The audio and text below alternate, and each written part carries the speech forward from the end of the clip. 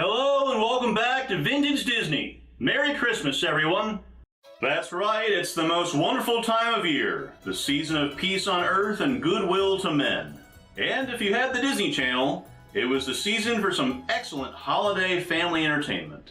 So trim your tree and hang your stockings by the chimney with care. This is part 6 of my tribute to the Disney Channel, the Christmas Extravaganza.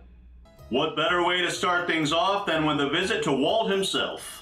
The Walt Disney Christmas Show was a Christmas special originally broadcast on Christmas Day in 1951.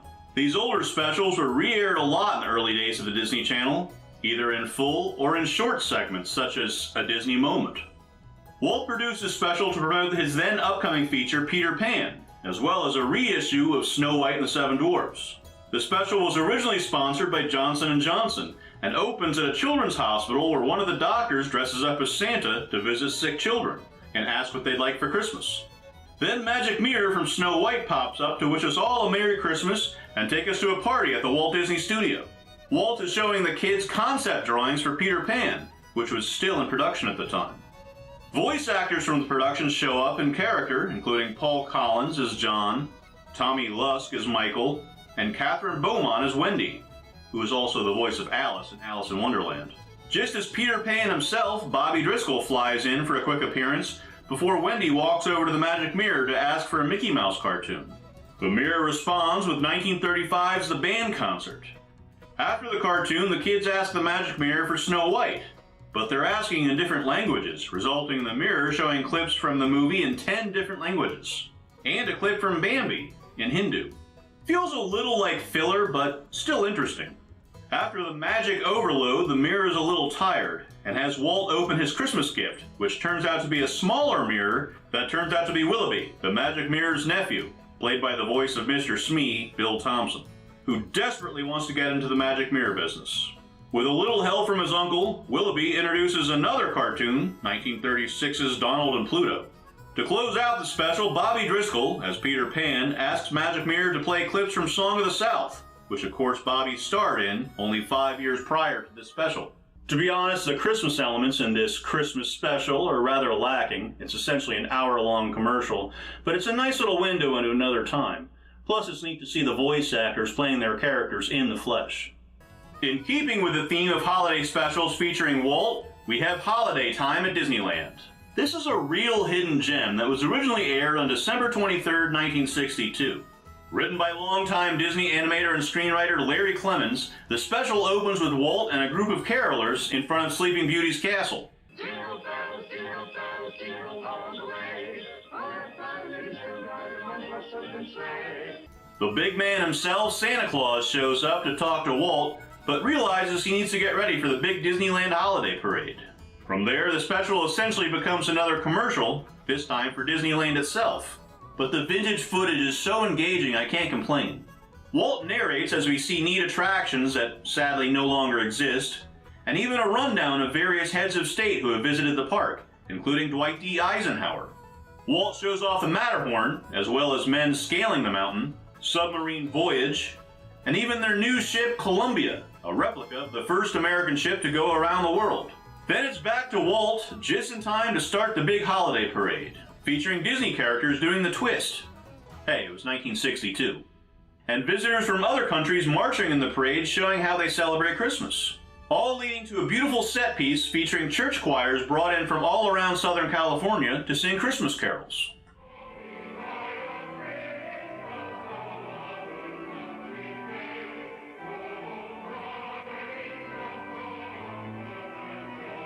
For 3 seasons, starting in 1983, A.A. Milne and E.H. Shepard's classic characters from the 100 Acre Woods were adapted into a live-action show. The title, Welcome to Pooh Corner, came from the second book in the series, The House at Pooh Corner. This is a show I talked about on my Disney Channel Halloween video, but of the 5 holiday specials that were produced, 2 were Christmas episodes. Unfortunately, the second Christmas special, Christmas is for Sharing, seems to have fallen into the black hole of obscurity, as have half episodes of the series. So we'll be looking at the first one, Christmas at Pooh Corner, which aired in December of 1983. Our narrator, Lori Main, Watson from Disney's The Great Mouse Detective, starts off the special from a nursery. It's Christmas in the 100-Acre Woods, and everyone is really excited. Roo and his mother, Kanga, are throwing a big Christmas party for the whole gang. I should say most everyone's excited, as Eeyore is feeling a bit gloomy, as usual. Shisham's greetings. Same to you, but I don't see anything to be happy about. Seriously, what a buzzkill. Eeyore wants to do something special for his friends for Christmas, but can't think of anything.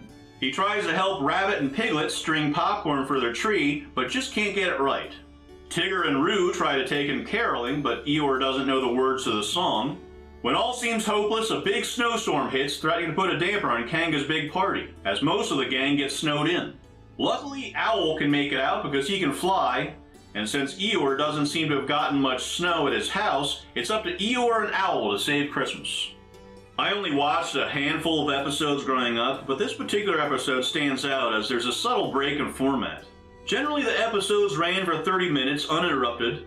These were the days of the Disney Channel being a premium network, so there were no commercials, with 20 minutes devoted to the main story, and the remainder being a song and an arts and crafts segment. For whatever reason, the Christmas episode chose not to have the arts and crafts segment. But there is a nice little Christmas song at the beginning, with some pretty seasonal imagery. We'll decorate the Christmas tree, such a beautiful sight. As anyone that ever owned a Teddy Ruxpin can tell you, these puppet suits are a bit off-putting. While the second voice of Goofy, Hal Smith, voiced Pooh Bear in this show, some of the people in those costumes may surprise you.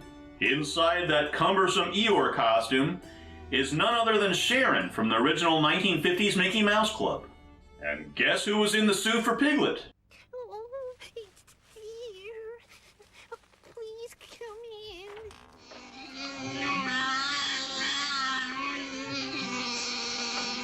That's right, it's Chewbacca's son, Lumpy, Patty Maloney. Yeah, welcome to Pooh Corner is strange enough to have a connection to the Star Wars Holiday Special. The Mickey Mouse Club Christmas Special was part of the show's fourth season in 1991.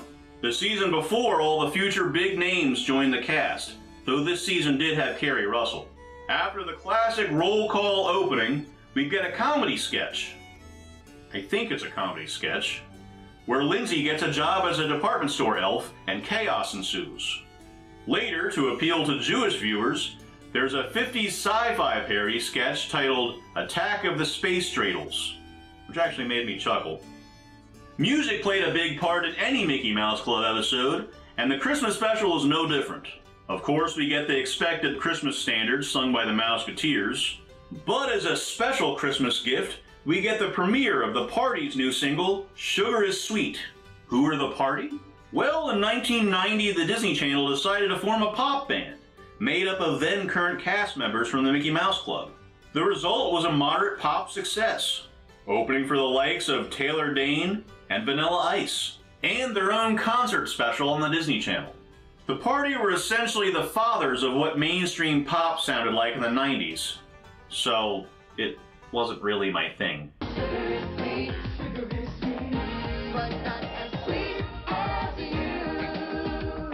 These are the laziest lyrics I've ever heard. This is amazing. Did AI write this? And time travel back to 1991? But as time passes, I still don't like it. But it's nostalgic. Then we get back into the Christmas spirit with Lorleen's Christmas Goodies. Adult Mouseketeer Fred Newman, in an old lady costume, gives you some fun craft ideas for the holidays, including hot candy cola, making a halo out of a coat hanger, gingerbread men tree decorations made out of sandpaper, and table toppers made out of folded spray-painted magazines. I can say for sure that I never did any of that around Christmas, or any other time. Fred was kind of my generation's Jimmy Dodd, and at the same time he was a Mouseketeer, he was also the voice of Skeeter on Nickelodeon's Doug.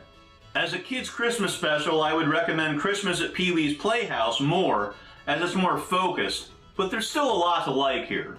This Christmas, come along and sing a song and join the jamboree on the Mickey Mouse Club.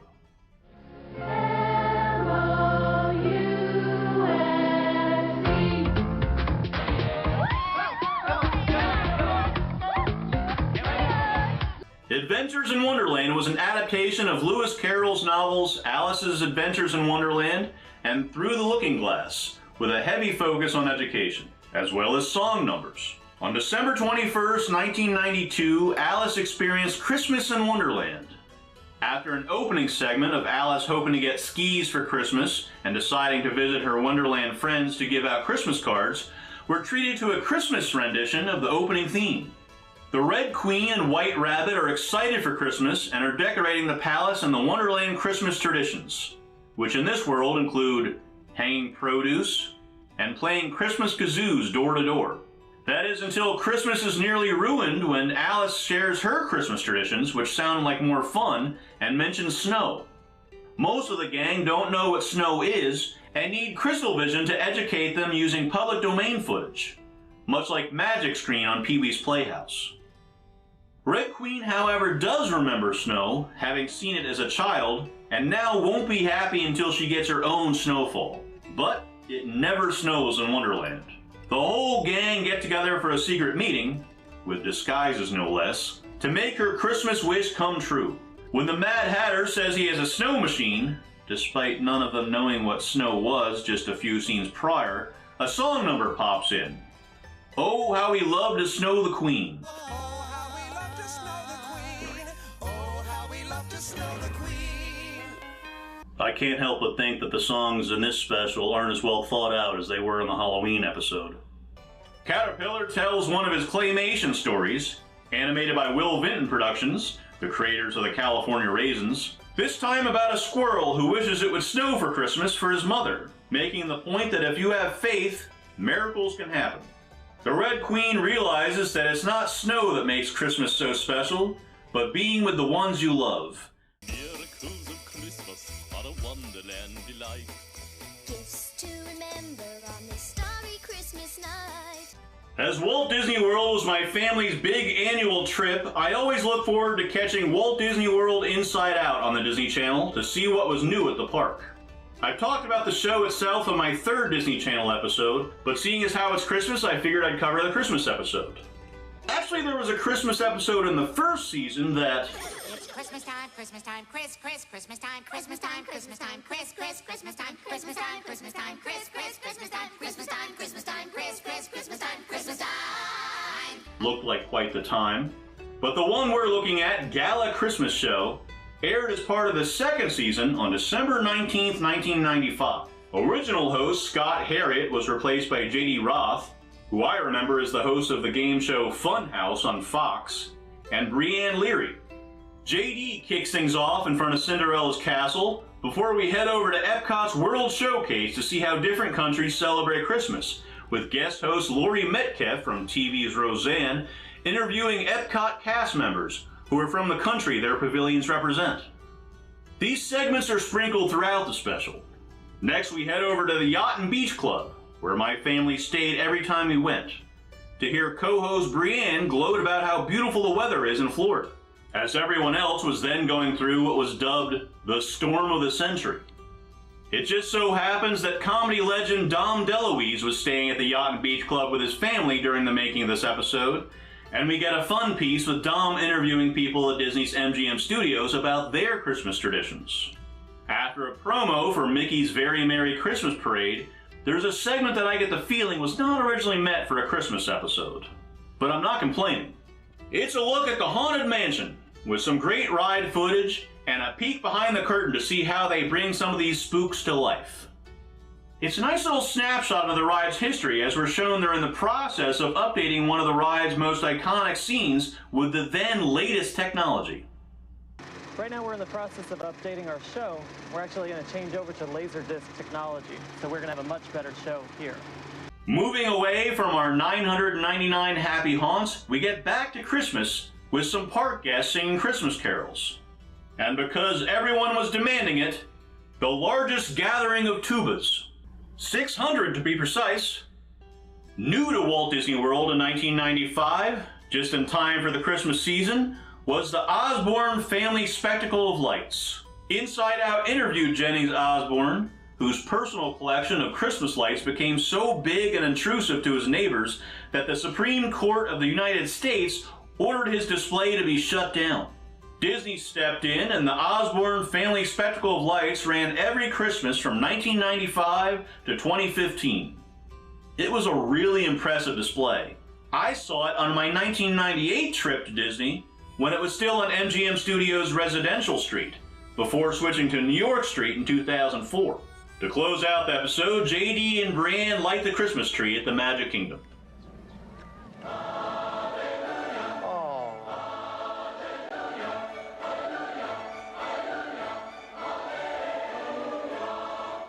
Jet Jackson is the star of a teen spy show called Silverstone. After spending a couple years filming out in California, he's convinced the producers to move filming back to his hometown of Wilstead, North Carolina, so he can try to have a more normal life. Season 2, Episode 14, What Money Can't Buy, opens with Jet filming a scene for his spy show, as most episodes open. Then we cut to his dad's house where Jet lives with his father and great-grandmother, Coretta. Jet can't think of anything to get Coretta for Christmas, and Coretta gives him the classic, "I have everything I could ever want." But she does at least want a Christmas tree, so Jet agrees to go find one. He finds the perfect tree, not realizing it's on the land of Elijah Waters, who's not very happy with Jet and his friend trying to cut down his tree. Jet tries to smooth things over by introducing himself, and when he says Jackson, Elijah immediately asks if he's related to Coretta. Then, after finding out that's the case, abruptly shoos him off his land. The next day, while filming Silverstone, Jet is stopped by Elijah, who gives him the tree. As Jet is decorating it later, Coretta finds out where the tree is from and demands Jet get rid of it. Jet asks what's going on, and we find out that Coretta and Elijah were friends when they were teenagers. And Coretta, who wanted to be more than friends, attempted to let Elijah know how she felt, but Elijah coldly ignored her. Jet decides to talk to Elijah, who, it turns out, had the same feelings Coretta, but was too nervous, and had stayed with him all these years. Jet realizes he's found the perfect Christmas present, and with his friend's help set out to get Elijah and Coretta together. Like I said in my review of the Halloween episode of Famous Jet Jackson, I didn't really watch this show growing up. With an air date of December 10th, 1999, I was a teen when this episode aired, and I just wasn't watching much of the Disney Channel. Now with the 2 episodes I've seen as an adult of the Famous Jet Jackson, I'm honestly kind of sad I missed it. It's a nice little show about family, it's well acted, unlike so many of the Disney Channel shows today, and this is a heartwarming Christmas episode. You probably found another one in all these years. No. Something this perfect, sometimes you have to wait for.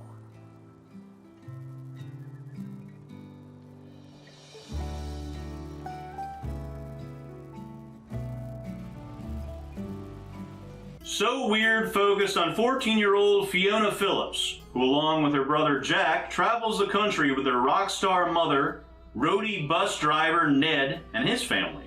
Along the way, Fee encounters various paranormal activity, which she documents on her website, So Weird.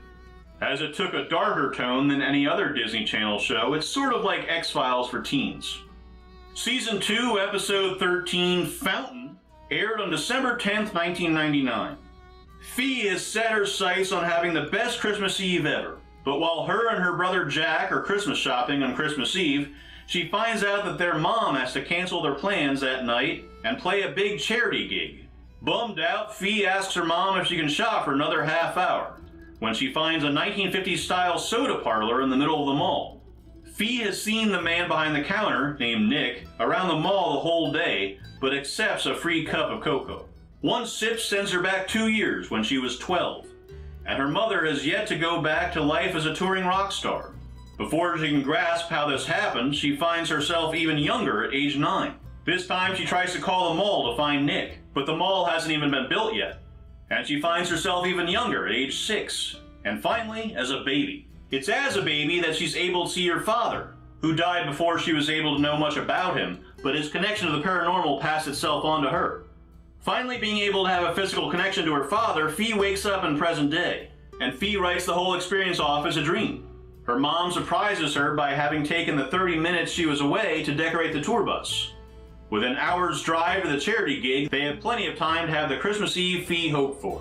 While taking in all of the Christmas spirit on the bus with her family, Fee discovers a Christmas card signed by Nick, who we learn has, of course, been Santa Claus the whole time. A few years ago, I did a whole episode on So Weird, counting down my favorite episodes. Fountain wasn't included, but it is a great example of how good this show was. It's an interesting variation on Scrooge's story, where instead of learning to become a better person and understanding the true meaning of Christmas, here Fee is able to fully understand parts of her past and feel closer to things she thought were lost forever, helping her feel closer to the season. After a rewatch, I'm kind of sad I didn't put this in my top 10. Consider this an honorable mention.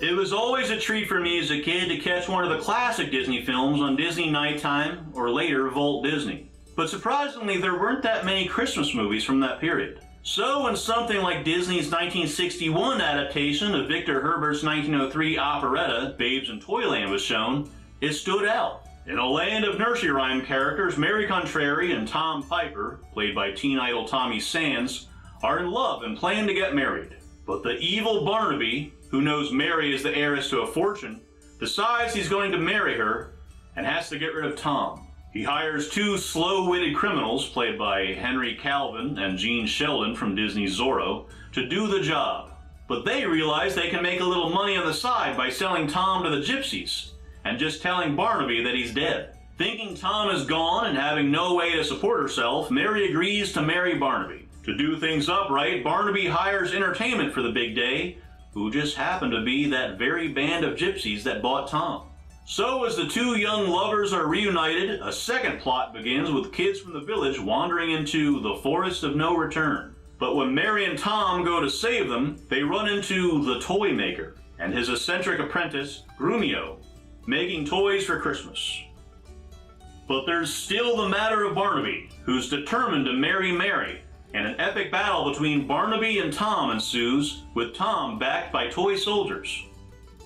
I gather there were a lot of changes made for the film from its operetta, but this movie is definitely one of the craziest ones Disney ever made. Everything is over the top, from the sets, the costumes, and even the performances. Elvis was briefly considered for Tommy Sands' part, and while we didn't get the King, we did get the Scarecrow. Ray Bolger is very entertaining as the black top hat, twirling mustache baddie Barnaby, and you can tell he's having a blast in what was his first villain role. Ed Wynn is his usual lovable self as the toy maker, and the song numbers are great as well, especially Annette Funicello's number, I Can't Do the Sum, which just has a great look to it. Picture us inside a tent, beastly poor, insecure, we must save the 6%. The story is a little all over the place, but with the size of the production, entertaining villains, and overall weirdness, I can completely understand when Annette Funicello called it her favorite film that she ever made. A Disney Channel Christmas aired on December 3rd, 1983. As with A Disney Halloween from the same year, A Disney Channel Christmas was a clip show that utilized clips from classic Disney shorts and movies with a narration, and in this case a wraparound segment featuring Jiminy Cricket as her host. Also like with A Disney Halloween, A Disney Channel Christmas was patched together from existing clip shows.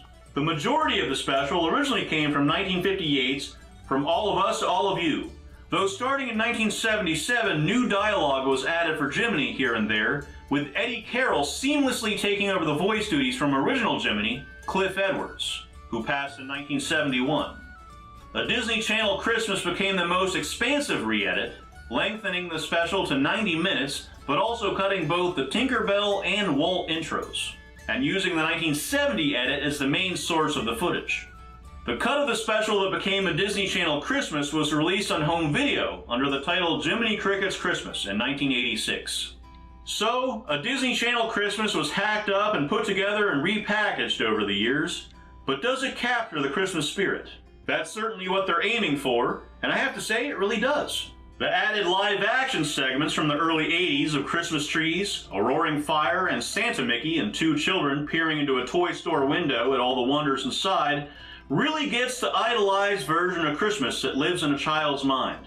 The clip show elements are enjoyable as well. Christmas-related shorts like Mickey's Orphans from 1931, Mickey's Good Deed from 1932, Toy Tinkers from 1949, and Pluto's Christmas Tree from 1952 are classics I've covered before on this channel.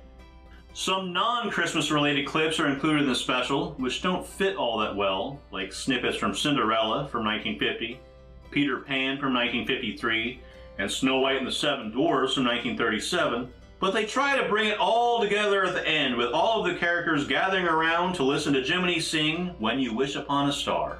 Since the special was released in 1983, the version I was able to find ends with clips from the then newly released Mickey's Christmas Carol, which brings it all together for me, as my annual viewing of Mickey's Christmas Carol is one of my major Christmas traditions.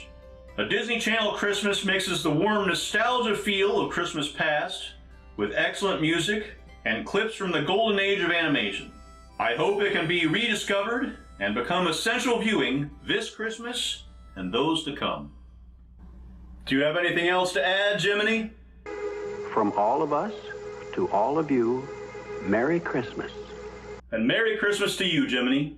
And thank you for watching. I hope you enjoyed my tribute to the Disney Channel Christmas Extravaganza. If you'd like to be kept up to date as to when I release a new video, go ahead, hit that subscribe button. And if you really want to be notified, hit that bell as well. I'm Brian, and I'll see you next time on Vintage Disney, and Merry Christmas.